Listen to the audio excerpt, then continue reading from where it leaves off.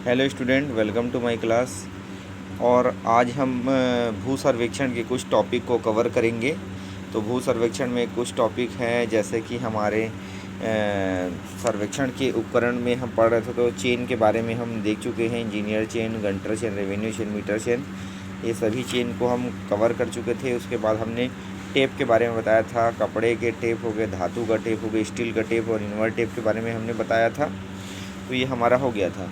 उसके बाद से हम अगला देखते हैं किले या एरो। ठीक है, प्रत्येक चेन में किलो की संख्या 10 होती है। ये तांबे के बने होते हैं, ठीक है, जिनकी लंबाई 10 से 18 इंच तक होती है। ठीक है, और अधिकतर इनकी लंबाई 12 इंच होती है। ठीक है, एक सिरा इसका क्या होता है, देखो, एक सिरा नुकीला होता है और आगे चौड़ा होते हुए गोल मुड़ा हुआ रहता है, ताकि इसको लगाने के बाद इसको खींचकर बाहर निकाला जा सके। ठीक है, ये ध्यान रखने वाली बात है। इसको कील कहते हैं। इसको क्या करते हैं, चेन को वास्तविक दूरी नापने के लिए बीच बीच में लगाया जाता है, और एक चेन के साथ इसकी संख्या 10 रखी जाती है। ठीक है, यहाँ तक हो गया आपका। उसके बाद से इसके द्वारा जो मापा गया जो दूरी रहता है ना, वो वास्तविक दूरी हमको पता चलता है। उसके बाद आता है हमारा लक्ष्य दंड या रेंजिंग रॉड। ठीक है, रेंजिंग रॉड कुछ नहीं होता है, ये एक लकड़ी का बना हुआ है ना दंड होता है ना। इसमें एक एक फीट की दूरी पर इसको कलर किया जाता है। जैसे यहाँ पे ब्लैक है, वाइट है, ब्लैक है, वाइट है, ब्लैक है, वाइट, ऐसा करके। ठीक है, गोलाकार आकृति का होता है। इसका व्यास जो होता है, व्यास बराबर 2 गुणित त्रिज्या होता है। तो व्यास कितना होता है, इसका व्यास होता है 1.5 इंच तक होती है। ठीक है, इसके निचले सिरे पर लोहे का नोकदार तलवा लगा होता है। ठीक हो, देखो, नोकदार तलवा लगा रहता है, ताकि ज़मीन में आसानी से जा सके। ठीक है, ताकि ये ज़मीन में आसानी से जा सके। और इसकी लंबाई 10 फीट तक होती है। और याद रखना है, इसके लंबाई के ऊपर में 18 इंच का झंडा लगा हुआ होता है, फ्लैग लगा होता है। ठीक है, और इसको लाल, सफ़ेद या काला सफ़ेद रंग में एक फीट की दूरी में लगा दिया जाता है। ठीक है, और इसमें ऊपर में देखिए वर्गाकार एक झंडा लगा होता है। ये स्टेशन को प्रदर्शित करते हैं। स्टेशन को बताने के लिए, लाइन में सीधी करने के लिए किया जाता है। ठीक है, लाइन सीधी करने के लिए किया जाता है। उसके बाद आता है ऑफसेट रॉड, लंब दंड। ठीक है, लंब दंड क्या होता है, सुनो, कुछ नहीं होता है, ये भी एक लक्ष्य दंड के समान ही होता है। ठीक है, कुछ नहीं है। देखो, लंब दंड यहाँ पे लिख दिया, ऑफसेट रॉड कुछ नहीं है।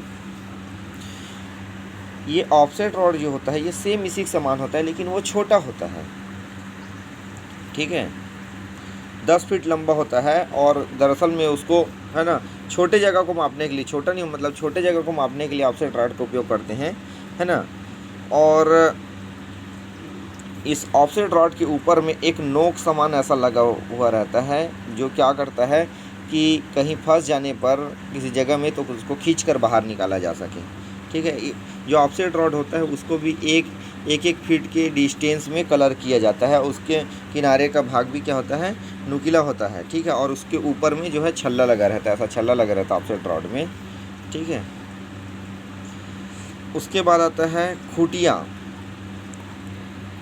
खूटी क्या होती है, लकड़ी की बनी होती है या लोहे की भी बनी होती है। 6 इंच लंबी होती है और 1 इंच वर्गाकार होती है एक खूटी। ठीक है, सिरा पतला होता है, मुलायम ज़मीन के लिए 18 से 24 इंच लंबी तथा 1.5 से 2 इंच वर्गाकार खूटियाँ यूज़ करते हैं। तो खूटी ज़मीन में उस चेन सर्वेक्षण के दौरान स्टेशन पॉइंट को प्रदर्शित करने के लिए उपयोग करते हैं। खूटी को हमको बस इतना ही याद रखना है इसमें। ठीक है, स्टेशन का पता लगाना है या स्टेशन पॉइंट को प्रदर्शित करना है, इसके लिए खूटी का उपयोग करते हैं। अब अगला आता है क्रॉस स्टाफ। ठीक है, तो क्रॉस स्टाफ क्या होता है, देखो, चेन लाइन में ये क्रॉस स्टाफ है। ये 3 टाइप का होता है, याद रखना है। ओपन होता है, फ्रेंच होता है, एडजस्टेबल टाइप का होता है। ठीक है, समायोजक यानी एडजस्टेबल टाइप का होता है। तो ओपन जो क्रॉस स्टाफ होता है उसका ही अधिकतर उपयोग करते हैं। ठीक है, ये ओपन क्रॉस स्टाफ है, इसका सर्वाधिक उपयोग होता है। क्रॉस स्टाफ का उपयोग क्या होते हैं, किसी भी चेन लाइन पर, ये चेन लाइन है जैसे ना, तो उसमें किसी भी बिंदु से क्या करना है, लंब डालने के लिए क्रॉस स्टाफ का उपयोग करते हैं। ठीक है, किसी भी बिंदु से लंब डालने के लिए क्रॉस स्टाफ का उपयोग ओपन क्रॉस स्टाफ जो होता है ना, ये दिख रहा है, इसके ऊपर में 4 भुजाएं लगी होती है ना, मेटल की 4 भुजाएं लगी होती है, ठीक है। और इसको समकोण पर पतली पट्टी लगी होती है, ठीक है। समकोण पर क्या होती है, ये देखो, समकोण समकोण पर पतली पट्टी लगी हुई होती है, ये याद रखना है, ठीक है। और इसके नीचे में लकड़ी या लोहे का पोल लगा हुआ होता है, ठीक है। इसका यह सिरा 5 फीट लंबा होता है, ये जो है ये 5 फीट लंबा होता है। चेन लाइन पर क्या करते हैं हम, किसी बिंदु से लंब डालने के क्रॉस स्टाफ का उपयोग करते हैं, ठीक है।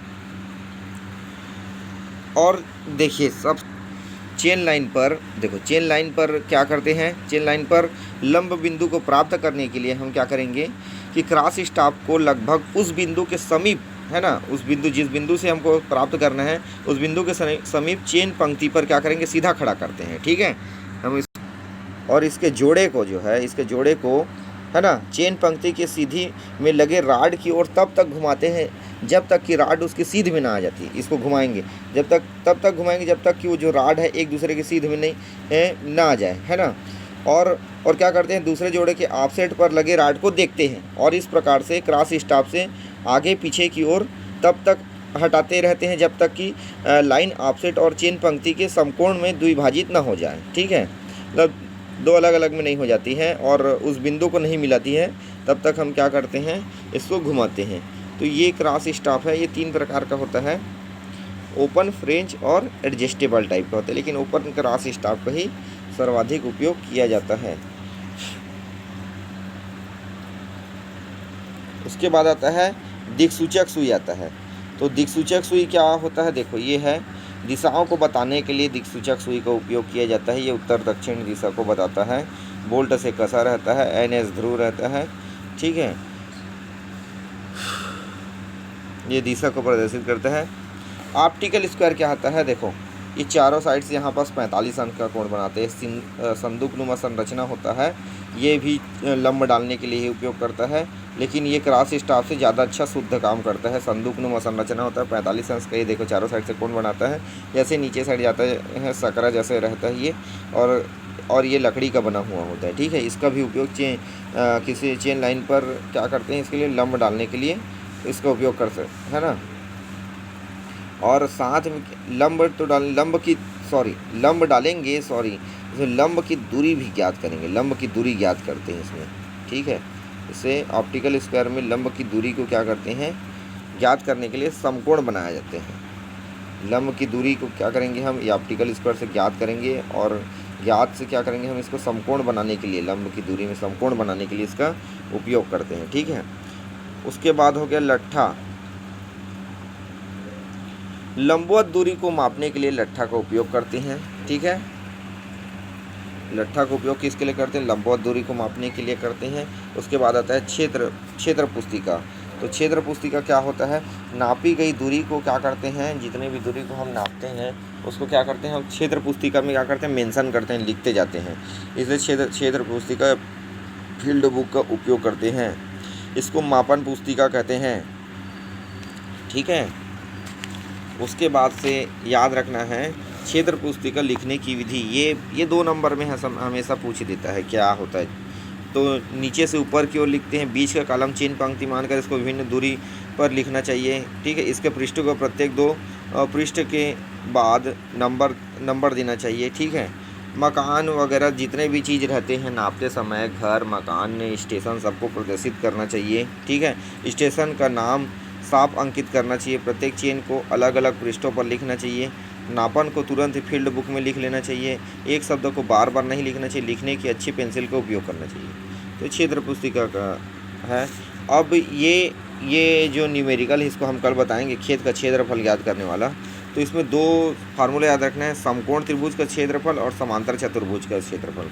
समकोण त्रिभुज का क्षेत्रफल क्या होता है, आधार गुणित लंब बटे 2, और समांतर चतुर्भुज का क्षेत्रफल क्या होता है, समांतर भुजाओं का योग गुणित ऊंचाई बटे 2, ये होता है समांतर भुजाओं का योग गुणित ऊंचाई बटे 2। या ये बुक में क्या लिखा है, आमने सामने भुजाओं का योग गुणित आधार बटे 2 लिखा है, बट अब हम इसको ऐसे भी बोल सकते हैं, समांतर भुजाओं, ये देखें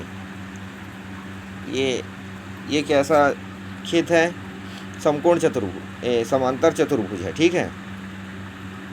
समांतर चतुर्भुज में क्या करेंगे, समांतर भुजाओं का योग, ये आमने सामने की भुजा जो हैं इनका योग और ये ऊंचाई गुणा ऊंचाई से करेंगे। समांतर भुजाओं का योग गुणित हाइट बटे 2, ये फार्मूला है। ठीक है, उसके बाद है क्षेत्रफल संबंधित मापे, तो ये क्षेत्रफल संबंधित मापे हैं। ठीक है, चलिए ठीक है, आज के क्लास के लिए इतना ही और मिलते हैं नेक्स्ट क्लास में। जब तक के लिए इस वीडियो को अच्छे से देखिए, थैंक यू।